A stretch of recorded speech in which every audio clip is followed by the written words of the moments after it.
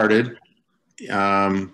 Everybody's got their name, so we don't have to make introductions, but I will introduce my brother-in-law, Kevin Truberg, and he is a computer forensic analyst. Is that what you call it, or something like that? Why don't you introduce yourself, Kevin? Sure. Thanks, David. And I always like to open up with this, that I married my sister. I knew that. No, that's a totally different inside joke. I actually Kevin actually married us, so he's David and Elka's wedding. So my name's Kevin. I'm Elka's little brother. I've been doing computer forensics and investigations since the early 90s. And I've worked in the military. I was a counterintelligence agent for a number of years, transferred over to the private sector doing internal investigations, went back to the government side doing computer forensics and intrusion detection work for the NSA and Department of Energy. And a couple careers later, I ended up down here. I'm in Atlanta, and I manage the computer forensics and e-discovery group for the Home Depot. I think this is one of the most amazing fields to work in. There's new tech that comes out all the time, so it's always keeping us on our toes. And actually, this starting on Friday and over the weekend, we've been working on an active incident. So forgive me if if you hear other pings and beeps in the background, it's people trying to reach out to me for some other work. So. Okay. Kevin, I was thinking you could tell us some of the background of, like when Elka and I were up there, Kevin gave us a tour of the Home Depot corporate office. None of you have seen it. It's like a little self-contained city. They've got a CVS drugstore in there. They've got cafeterias all over the place. They got a healthcare center in there. It's just really crazy. Parking for what, 4,000, I think. Yeah, something like that. Around 4,000 folks are in the headquarters. And they have a museum, Home Depot museum. Arthur, what's his last name? He owns the Falcons. Arthur Blank. Blank was the founder of Home Depot, right? Him with two other fellas. Two other guys. So they have a museum set up, and it's really quite an experience walking through there. But tell us some of the, you were telling us some of the, just basically the theft that they have to handle and how they handle that. So, I mean, obviously the comments are my own that I'm putting out here is certainly not representative of the Home Depot. But when you think of something, so I mean, our business is really to sell hammers, right? So at the end of the day, the largest type of, if you want to call them thefts or, loss from the Home Depot is going to be on the store end. So we have a very active organized retail crime theft investigations group. We have a corporate security group. I'm part of cybersecurity, so we do the defense for all the cyber networks and intrusion investigations.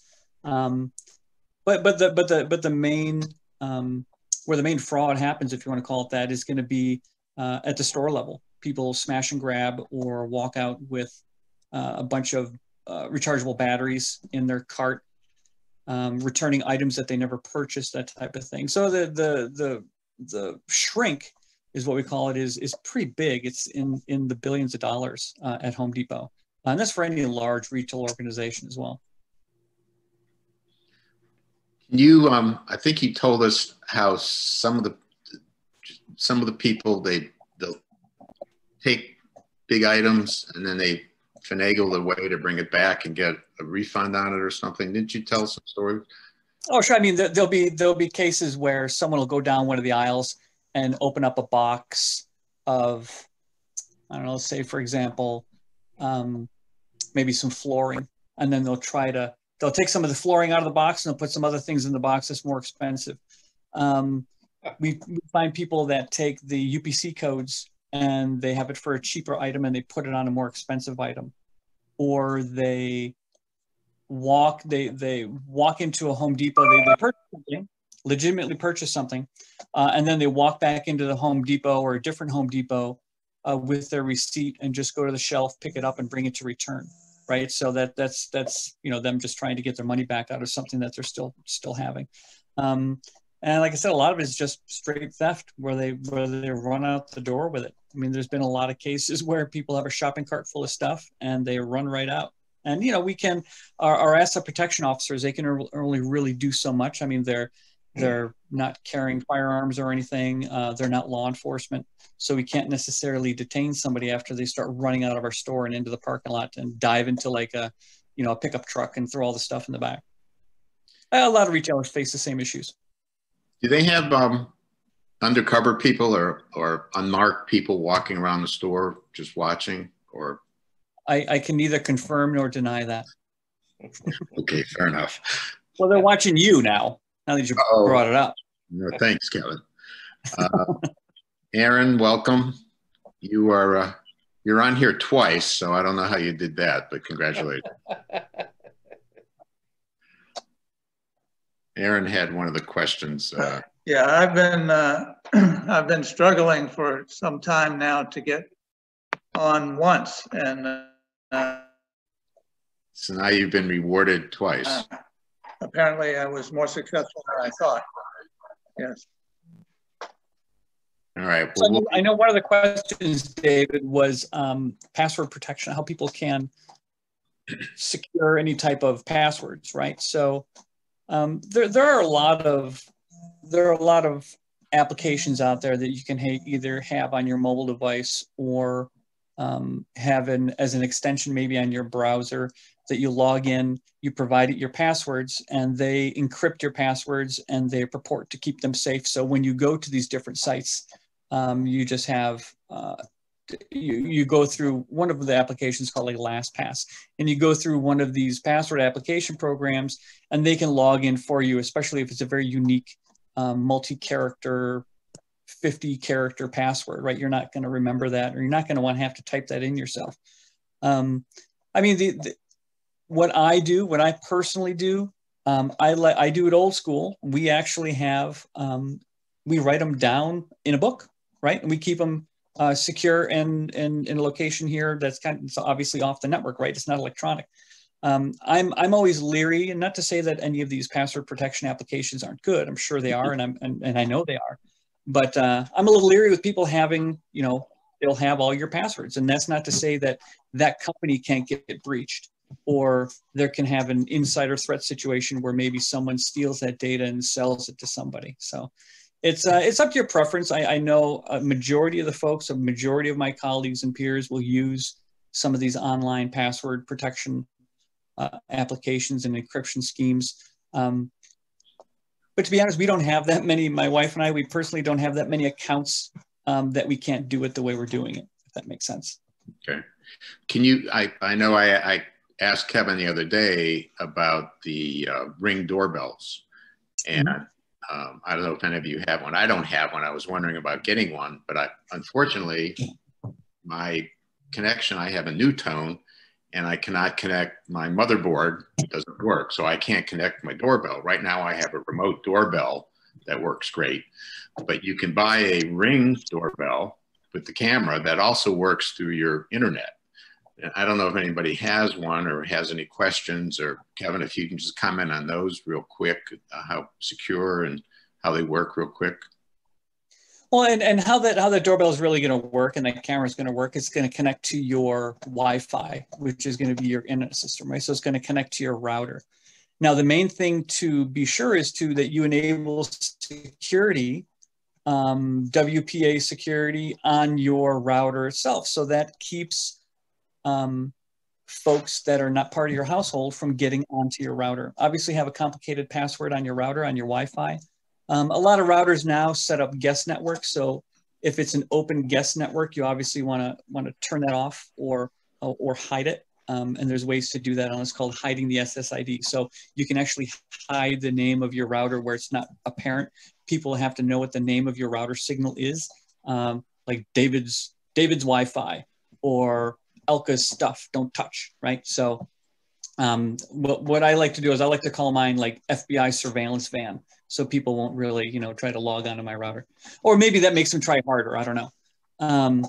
But just making sure you enable security, and then when you have, when you interact with that Ring application and that Ring program, it's utilizing that security to connect. And Ring is actually pretty good. Ring is owned by Amazon. Amazon is pretty, obviously pretty high tech.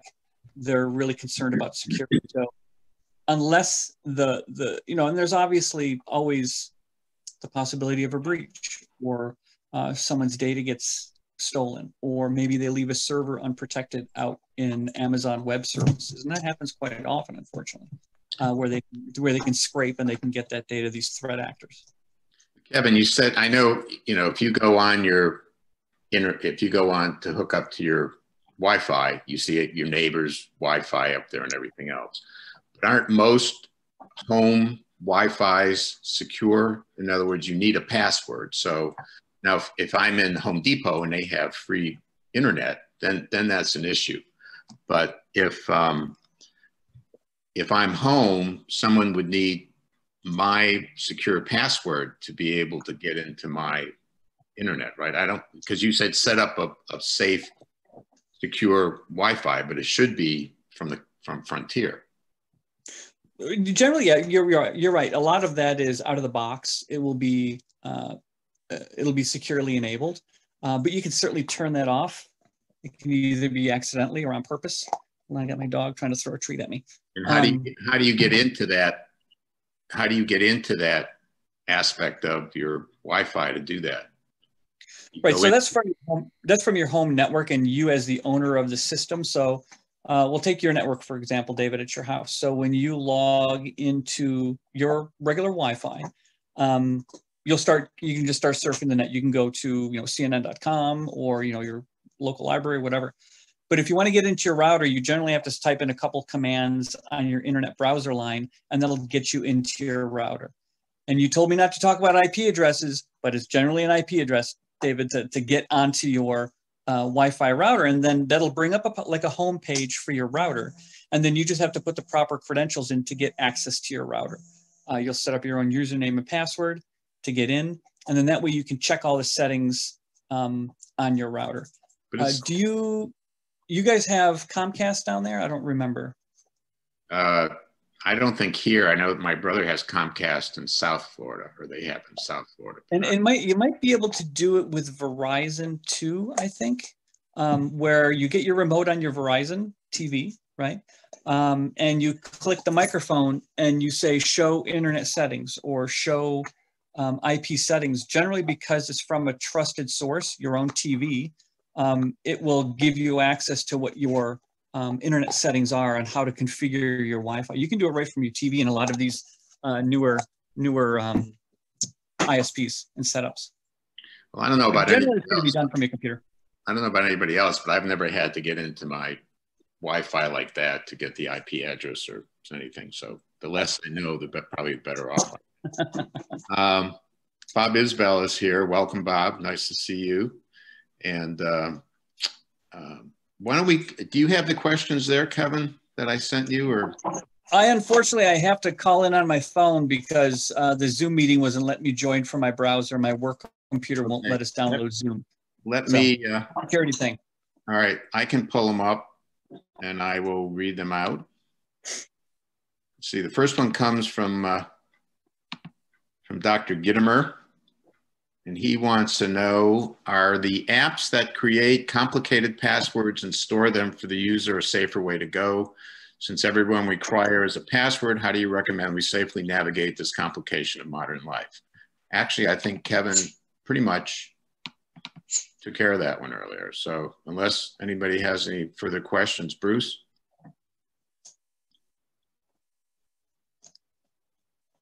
Yeah, you referenced, Kevin, the apps that you can have for your iPhone. I don't even go into that detail. I just go down to settings, passwords, and they're all listed. Is that crazy or not? Nobody's right. So, and the thing is, Apple is very, very good about security. So unless you're giving anyone your passcode to get onto your phone, those are secured in what are called keychain files. So on your iPhone, those are going to be encrypted on your iPhone when you don't have access to it, right? So when your phone is turned off, or or you just don't have, you can't actively browse around on your phone, that data is going to be encrypted on your device. Now, that's not to say that if you download by accident some type of malicious app and it starts to harvest that data, that's not to say that it can't compromise that data. That's an extreme example. But if you lose your phone, you leave your phone at the restaurant or falls out of your pocket in the grocery store or something, Apple is incredibly secure as far as people just can't start trying to type passwords into your phone and hopefully gain access. Or if they connect it to some forensic software like we have access to, again, Apple is very secure. Even we need some of the passcodes to get in to access that data. And I'm not on the law enforcement side anymore, but even law enforcement can sometimes have difficulties getting into a mobile device like an iPhone without having those passcodes. I received an interesting notice from Apple, which I'll share with the group, which I think is useful. And they periodically will send these things. It said that I had several duplicate passwords and that I should change them, which I decided I did. And also some were weak and they rated them red, yellow, and green. So the weaker ones I re-looked at and changed. And then thirdly, they said, change your passwords periodically. Yep. Which I haven't really been doing that much of a good job of, but anyway, those were some of the recommendations that they made. And that's just good cybersecurity practice, right? That's good practice to make sure your data is safe. Now, there's a website that you can go out to, and you can type your email address into to see if it was part of any breaches or if your email address was kind of scraped and put out there in the wild. So what a lot of companies will do is, a lot of threat actors, bad actors will do is they will collect lists of email addresses and potential passwords, or maybe even encrypted passwords that people can try to crack them. And they'll post them for free on some of these, if you want to call it dark web websites. Take, for example, like the LinkedIn, there was a LinkedIn breach, I think in 2016 or 2014, where they collected all the usernames and passwords to all the folks that were on certain servers in LinkedIn. And a lot of people use LinkedIn. What they did was they published those usernames and passwords out in the wild, right? So LinkedIn learned of this breach. They learned of all the different usernames that were out there, and then they forced a password reset on all of its users that were affected. But that's not to say that your email address, and if you're using the same password for other sites, it won't be affected. So if you're using the same password that you use for LinkedIn, but you're also using it for your Citibank account, you obviously want to have those passwords changed as well, because some of these threat actors can take those user IDs. Here's my cybersecurity partner. You can take some of those user IDs and try those passwords on different websites and potentially gain access to some other sites that you belong to. And I can give David that link to that website where you can plug in your name. And it's, we use it in cybersecurity to check names and check lists. So I'll give that list, I'll give that email link, or I'll give that web link to David, and he can pass it along to everybody. Kevin, what does it tell you again once you punch your name into it? What is it? So what you do is it'll be a link. It'll ask for your email address. You put your email address in, and it'll tell you what known breaches your email address was found in. Right. So I know mine comes up when I put it in for the 2016 LinkedIn breach. It comes up for, I think there's a couple other times where my email address and potentially my password were posted up like on the dark web on a web server, so they can share it or be purchased by somebody. And generally, good cybersecurity practices, you change your passwords, you rotate your passwords around maybe every 30 or 60 days. I know it can be a pain in the neck. That's where a lot of these secure password keeper programs kind of come in handy, where they can auto-generate a password for you, and then you use those as a portal to kind of get to those websites that you have those passwords for. But obviously, password reuse is not a good thing. Make sure your passwords are complicated. They're upper and lower case, have a special character in them, have some numbers. You're not wanting to spell out any words in plain text.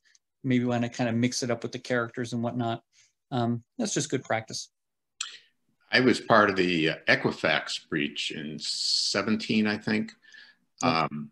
So in relation to that, how good are the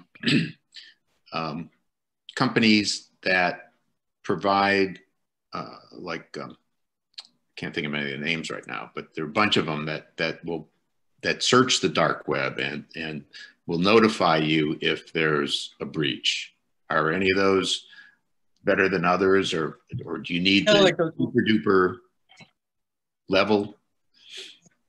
Like those reputation protection websites, those types of things, or to see if your name is out there. Generally, they're pretty good. I mean, they're going to go and they're going to have access to folks that know how to go and search for these places and to search for compromised data. So generally, I would say by and large, they're pretty good to be looking for that data for you. We got Bob and Deborah. Can't see or hear you, but your name is up there, so we know you're there. Let me pull up another question. So let me ask a question. With so many sites now using double authentication, wouldn't that obviate the need to change your passwords all the time if it's double authenticated? Sure, like two-factor authentication, multi-factor authentication. You always do want to rotate your passwords around.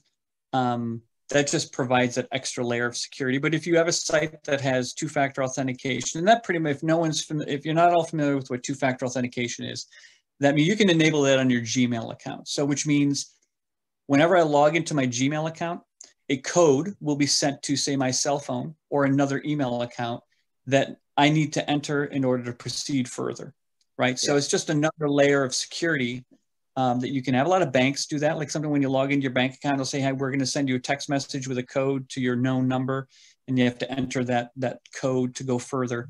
Yeah, that password gets you to the first, it's almost like the first layer of defense, right? Your regular password, and then the two-factor or multi-factor authentication comes into play afterwards. But it's always good practice to change your passwords around. All right, Kevin, I've got Bob Isbell is there, and let's see if I can find the question he asked the other day. Well, I got the one today. I think it's related to what Bob was asking me the other day. So the spokesman for Dominion has said that since the machine issues a paper copy of each ballot counted, there is no way it could be set up to alter or change votes or totals. Is this true? And were similar Dominion machines used in Venezuela elections during the Hugo Chavez administration, I guess, when voting fraud was rampant? So Bob Bob, do you want to, I can't find your other question handy, but you were asking something about the election also, if you want to address it. No, actually, that's the only question. I just registered yesterday, and so that's the only question that I had. I mean, because, you know, I grew up in the Detroit area, and Wayne County has had more than its share of problems over the years that led to, you know, mayors going to jail and things like that. And so it just, you know, because these machines were used in not all states, but I think they were used at least in part in about 28 states. And so the question is there any way that with someone who is not doing what they should do in terms of running the machine or being involved in the voting process, where the election results ballots are coming in, is it possible to somehow or other change the settings in the machine in such a way that it's going to spit out different information? Now, presumably that can't happen, but like anything else, you know, I mean, they're very clever people in this world, unfortunately, who use their minds for nefarious objectives rather than for things that would help society. Sure. And Alka and I grew up in Buffalo, so we know a little about public corruption too. So regarding, so pretty much two questions, right? So the first part is, were these voting machines used in any Hugo Chavez election or any other election in the world. I'm guessing this is a relatively new time. I'm not familiar with the system, so I'll start off with that. But the last time Hugo Chavez held an election, these things probably weren't around. So, and I'm guessing in Venezuela, they weren't very technologically dependent voting machines, right? But as far as the security of the voting machines now, there is such an intense scrutiny on these types of devices, especially since 2016, that there's I'm assuming, and I'm pretty confident there's been a lot of auditing done on these machines and a lot of penetration testing and just how these machines are set up, and there is an audit trail on these devices. So as far as if you can detect if there were any voter changes or any, hey, if it's a binary selection, right? I selected 0, but the machine indicates a 1 when I selected. That would have to be, you'd have to do an analysis on the device itself and to see if it even maintained those logs. I mean, what we do when we're doing computer forensic investigations and we're looking at computers or we're looking at mobile devices, the artifacts that we're finding on these devices are there because they're meant to be there. If there's no audit logs being retained, and this does happen in my field sometimes too, where there's certain logs that I wish I could get a hold of on a system, but they're just not available or they're overwritten. It can, you know, nowadays I believe they're more scrutinized, right? So if there was any evidence of a machine acting differently than what it's supposed to be acting, again, that really depends on the logs that are there and that can be analyzed and what access folks have to those logs. But then would it be, in order to determine whether everything matches up, you would need to do actually an audit of the operations of the machine carried out in counting the ballots. Am I correct in saying that? In other words, it's almost like balancing. It's almost like balancing a general ledger, right? Pardon? Yeah, it's almost like balancing a general ledger, right? You're going to look to see what was inputted and then what the output was, right? Sure, so just a vote recount is not, in and of itself, would not necessarily turn up any things that perhaps an audit of the machine would turn up. Am I well, if the scenario is, hey, the paper ballot. I mean, I know when we did our voting in Georgia, we voted. It spit out a paper response to what we voted. You could clearly look at it. You could see your choices. And then when you take that paper, you would scan it into a different machine, and then that would give that electronic tabulation of whatever your vote was to be determined later, right, to count. So, I mean, if you're doing almost a confirmation of what's going on, you would compare those paper ballots to what actually was the tally, right? So it all depends on how these machines work. If, you know, people can probably argue every part of the process, but then you have to rely on maybe the audit work that was done on the devices beforehand to make sure they're operating how they should be operating, and almost like the validation of how they should be working. And a lot of states are doing this independently. I'm not sure on the county level if they're doing that, but I know a lot of states do that independent verification to make sure these devices work how they claim they would be working. Thank you. By the way, Bob, I was born in Detroit myself. Lived there until I was about 6 years old, and then my father said, "Let's move to Florida." So I got in the car and moved along with them. The last question. But only after he voted 4 times. Yeah. when I was 4. Perfect. Aaron. We used to live in Chicago, and the saying was "vote early and vote often." Yeah. Aaron, Dr. Layden has a question. If election results are challenged in court on the basis of computer data manipulation, what kind of evidence is needed to substantiate the claim? And that goes back to, hey, what are the logs that these systems are maintaining, right? You have to have something to look at. So It's going to be the analysis of those machines and what the data input was and what the data output was, right? So you're going to try to have to tick and tie those things together. If there's no logs that determine that, or if there's no logs that are available to maybe indicate if there was any access from the outside of the system getting into it, right? Again, it's just and right now, I think with these types of voting machines, because there's such scrutiny, and we're relying more and more on technology, there's a very robust auditing system on them. And that auditing system would be able to tell you if there was a malfunction of the device itself, right? So again, it just boils down to what is available on the systems or wherever a repository is for these audit logs, if they're available at all, and what those logs will tell you. Kevin, what kind of, okay, say somebody needs to look the logs over. How do you know who looks over the guy who's looking over the logs to make sure that he reports something abnormal? Or do you? Who's watching the watcher, right? So that's a rabbit hole you can go down, but then who's going to watch the guy that's watching the guy? Well, right? Well, who's going to watch the guy that's watching the guy that's watching the guy? Exactly. Right. So exactly. It's a big conspiracy. Right. So, and most of the times it'll be hiring that third party independent contractor, right? That doesn't necessarily have, hopefully any skin in the game, right? When I was working in New York as a consultant, we would be engaged sometimes by both sides of litigation, right? Where we're the independent third party. We're not, me as a forensic consultant, I'm not getting hired by the defense primarily, or I'm not getting as going on as a prosecution consultant.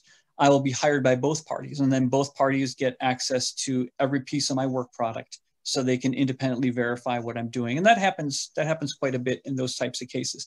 And I would see this being exactly the same. It wouldn't be any different, where the need to be transparent in what they're doing is paramount.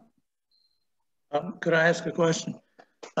Would the you referred to the malfunction of the voting machines, but the claim that's being made apparently is purposeful manipulation of the data. Would it look different if the machine malfunctioned, as opposed to if the operators of the machine malfunction? Yeah, like I said, I'm not familiar with how these machines specifically work or what logs are or aren't available. That really, a lot of it really boils down to, again, what is that system monitoring and what is it logging, if that makes sense.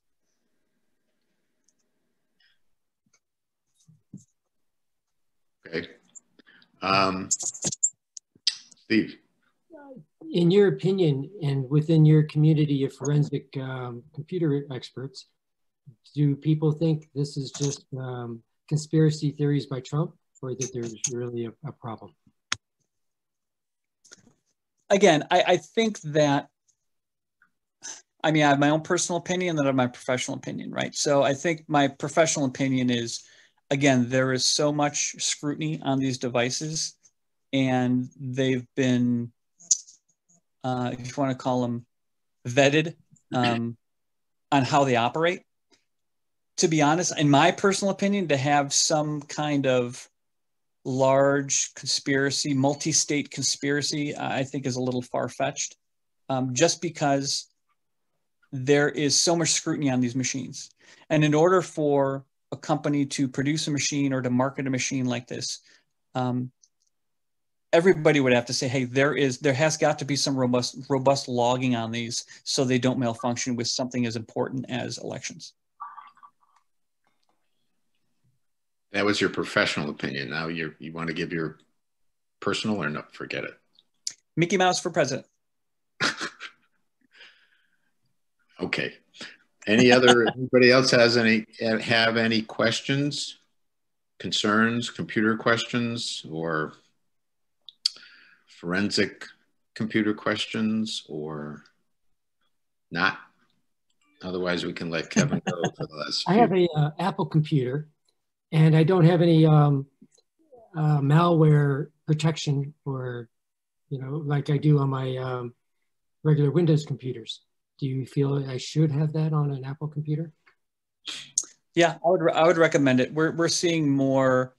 Obviously, the reason why you see more advertising for antivirus and malware on Windows systems is because they control, they got the market share, right? So a lot of these threat actors are going to be writing code and scripts to compromise Windows machines more than any other, like a Mac or a Linux. But those are out there, and we're seeing increased, if you want to call them attack vectors, going into Macs. I mean, I would have it. I mean, I have a Linux system that I use alongside with my Windows system, and I have antivirus and I have malware analysis software on my or malware remediation software on my Linux machine too.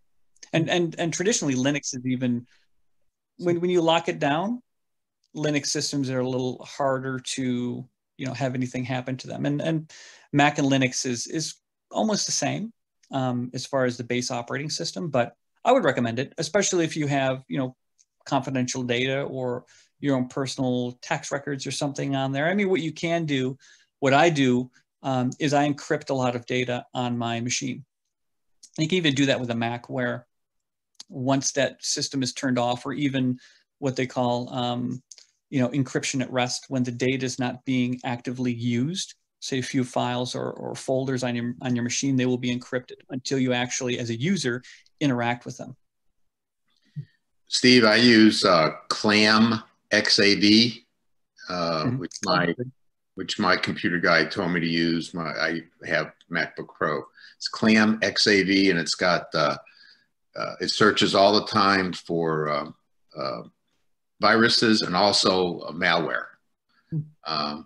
And it's only $30 a year, so it's a pretty good system. Clam's been around for decades. They're a good system. And so I use that, but it's easy. You just install it, and it updates updates periodically. So it's pretty clean system. Anybody else? Any questions? How is WebRoot as a security system? WebRoot, I mean, it's just another commercial application, and I guess it all depends on what exactly you want it to monitor, how much it's going to cost you. If you buy one license, will it cover more than one computer? I mean, a lot of these, the market is pretty saturated with a lot of these antivirus and anti-malware type of applications. It's just finding the one that's right for you cost-wise, and if you're looking to protect more than one system. I find I get a fair number of emails that are scams or phishing expeditions, and I don't click on the links. I look on the sender, and usually there's some English gibberish or something that doesn't make sense. In fact, I got one from Bank of America, which was legitimate, but I never used to get this email from Bank of America. It said, you can check your balance in your savings account now. Go to this link. I never get that. I don't know why. So I called them and I said, why did you send this? I said, well, they didn't know why, but it was a legitimate link. and that's a good point of the phishing emails, right? So those are coming so prevalent now, and that's the main route to get into your computer, right? Someone will send you an email with an attachment. You click on that attachment, and they're either going to redirect you somewhere else to enter confidential data. A good one is your bank, or Wells Fargo saying, hey, we recently saw a compromise on your account. Log in here with your information. Don't forget to put your PIN in.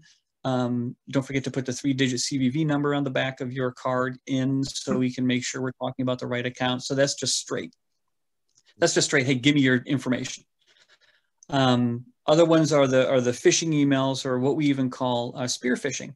So phishing is when they send an email blast out to a bunch of folks, and you click on the link, and then it starts to download malicious software to your system, right? Either they're going to go onto your system to try to scrape and collect data, credit card numbers, personal identifying information. If you have your tax records on your computer, they're going to want to steal that so they can maybe sell that on the open market for identity theft. And then the final act that they do on your system is they start encrypting your system so you can't even get into it. So that's called ransomware, right? So they will pretty much tell you, something will come on your screen and say, hey, we're encrypting your data. If you want your data unencrypted, pay us X amount of dollars or Bitcoin, right? To get your data unlocked. Now there's spear phishing, which is they're phishing emails, but they're targeting you either by virtue of an organization you belong to, or maybe of certain websites that you go to, or just, they're identifying you personally. An example of by certain websites that you go to, a bad actor could have compromised a certain website, and they see these different folks visiting these websites quite often. They're saying, okay, now there's a pool of folks that we're going to try to spearfish so we can gain access to the information on their systems. So they'll start sending you emails, and then hopefully wanting you to click on these links so you can download that malicious software so they can get onto your system itself. So again, that's a very good way to approach it, is make sure you don't click on any links or open up any files unless it's from somebody you know. Even if it is from somebody you know, if it's somebody you don't expect to get a file from, reach out to them and say, hey, did you send me this photo, or did you send me this link to this funny cat video or something? You certainly don't want to be a victim of that stuff.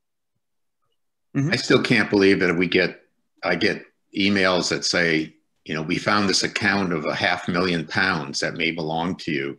Click on and give us the information. Let us know. And then it's the email address is like 150 characters at something that I've never heard of. But I guess people still click on those things. So yes, yeah. Is Avast a decent malware protection? I've used Avast for years. Yeah, I think I have Avast on my Linux box. So. And I used the free version of it, and it's pretty good. Anybody else have anything for Kevin? Aaron? Is there any special precaution or anything special we should know about using the cloud? So cloud providers, pretty much everything is in the cloud right now, right? That you are using. Your webmail, that's technically the cloud. Just think of the cloud as someone else's server that you're using, right? When you go to Citibank, that's technically in the cloud, because Citibank is not going to have all the servers within the data center. They might have them up in a cloud configuration, like an Amazon Web Services or something. So it's use those same precautions as you would use anything else. You go to any news, you go to your local news station website. That's technically going to be the cloud, because it's somewhere else. Someone else is paying for those servers and monitoring them to make sure they have this proper security patches installed. So you just use that same precaution as you would anywhere else. Now, another thing that I'm not sure everyone is aware of, but you might be, of going and using free Wi-Fi hotspots somewhere, right?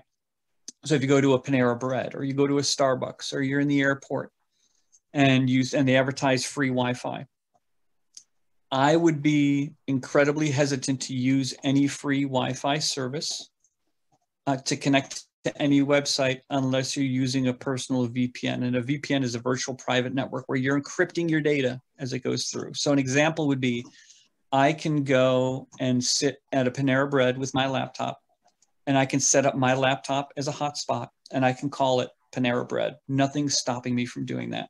You log into, you see as a Wi-Fi called Panera Bread, you're actually connecting to my computer and using my computer to go through the internet. All the while I am watching everything you do. I'm capturing all those packets. I'm capturing your passwords. I'm capturing, you're typing an email into your Gmail account, and I'm collecting all your keystrokes. So you have to be incredibly careful when you're using those free Wi-Fi spots. Now, you got to make sure that your mobile devices, when you're out and about walking around, turn off your Wi-Fi. It's not just good security practice, but it saves on battery too, right? But if every time you are going and walking around with your phone with your Wi-Fi on, your phone's trying to connect, is listening, and is trying to connect to all these places. If your phone is set to auto-connect, then you're auto-connecting to some of these Wi-Fi hotspots, whether it be a legitimate one or not. Recommendation, turn off your Wi-Fi and your Bluetooth when you're not using it, and only connect to hotspots that you know are legitimate. And if possible, do some research. Look out what VPN software is. That's an application that you can use to encrypt your traffic, even if you're going through someone else's Wi-Fi. And another thing to be really careful about, be very, very leery of a charging station in the middle of nowhere. Once you plug in your phone to a charging station, you don't know if that charging cable is a bidirectional data cable. So the person that owns that charging station could actually be getting onto your phone and collecting your data while you think you're just getting a free charge. I see them in like the minute clinics, or you see them in the library, or you see them wherever where they'll have that free charging station. Be incredibly leery of those.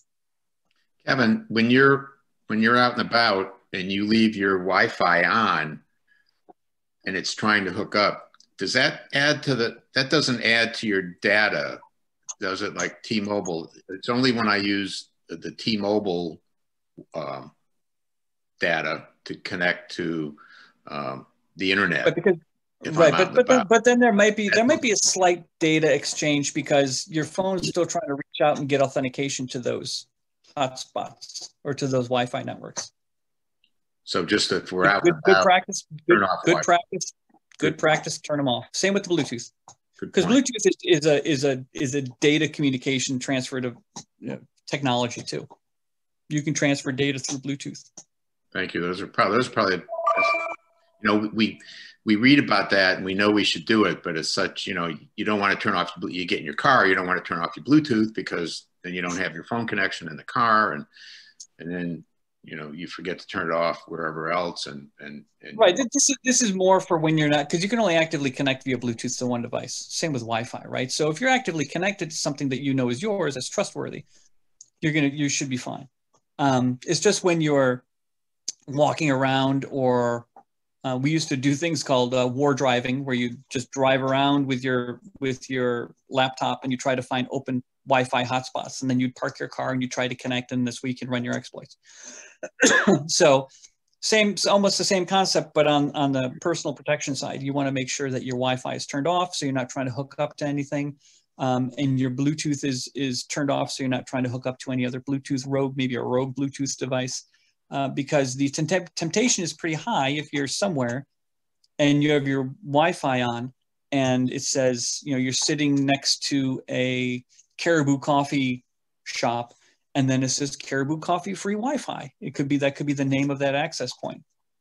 You don't know if it's Caribou Coffee's Wi-Fi. It could be the guy sitting next to you at the next table. It could be his Wi-Fi hotspot, and you're connecting through him. I guess the biggest question is Mac or PC? Only kidding. Depends. Mickey Mouse for president. Bob, you had Bruce, you were before Steve, I think. The Wi-Fi issue of vulnerability comes up a lot with travel. We travel a great deal, and whenever we're getting off the cruise ship, because cruise ship Wi-Fi is very expensive, we run to a local spot that has Wi-Fi, have a drink, and call our friends on WhatsApp and check our email. Is there anything should we stop doing that? Is there any way we can? Should we? Some of the Wi-Fi, you get a list of Wi-Fi. Some of them are specific for that cafe. We usually go with that. Again, remember, that doesn't necessarily mean you're connecting through a cafe-sponsored Wi-Fi connection, and that doesn't necessarily mean even if the cafe is standing up that Wi-Fi hotspot, that they're not recording your traffic, right? It's free. That's a lure to folks. That's why it's recommended you use something like a virtual private network, a VPN, and that'll give you that encrypted tunnel. It'll encapsulate all your data, encrypt it. Applications like WhatsApp, those have their own inherent encryption to them too. But still, whenever you're connecting to a Wi-Fi, a free Wi-Fi, try to do it through a VPN or just don't do it. How do you know it's a VPN? The VPN would be your own application that you have on your device. Okay, and how do you set that up briefly? You can just go to some of the, like NordVPN. NordVPN is a popular VPN application, and what you do is you download that application to your phone, and when you do any web browsing or anything, you do it through that VPN application, and then that'll encrypt all your traffic. I think Elle could just put something in the chat. Okay, thanks. Great. Yeah, maybe Elka could send everybody something about it. I know her daughter's boyfriend set something up when they went traveling. So the other thing is, if you have like, we have T-Mobile when we went traveling, when you got off the ship, T-Mobile is in most of the countries. So you could just use your T-Mobile and not go into any free Wi-Fi. Yeah, use your own data plan. Yep. Pardon me? Yeah, my data plan was overseas. Steve? If you charge your phone on one of the induction type chargers where you just set it on top, is there any possibility of a two-way transfer of data? There's what's called NFC, right? Where you can actually transfer data from phone to phone via NFC, and that's called near field communication. So there are some ways to, I can take, like, Elka, do you have an Android phone? I think you do, right? Excuse me. So Elka and we can have NFC turned on our phones, and we can transfer files back and forth to each other. For those charging pads, I mean, I haven't really done that much research on those, but I would certainly, I would treat that as a charging thing that you can't trust, really, unless it's your own, because you don't know what's going on the other end of it, unless maybe you have NFC turned off on your phone, where your phone's not spitting out that type of data or that signal. But I haven't really researched that vulnerability out. Have NFC on all the time, or is that something you can see? I think I have mine turned off by default. If you ever use your phone to pay, Apple Pay, or you have a credit card that's on your phone where you can like tap and pay, Samsung Tap and Pay, that's NFC. Anybody else? Nope. All right, Kevin, I will thank you very much. Appreciate it a lot. I think hopefully we got some good information and nobody gets hacked this afternoon. Thank you. But, IP addresses. Kevin's got all your IP addresses. So we can stay on. We got a couple more minutes if we just want to stay on and schmooze between the rest of us. Otherwise, Kevin, you're free to go. Thanks again. Bye, brother. Thanks, guys. See you. Bye, David. Thanks, everybody. If you have any other questions or anything, shoot them to Elka and David, and I'll do my best to get you some answers. Thanks. Bye, guys.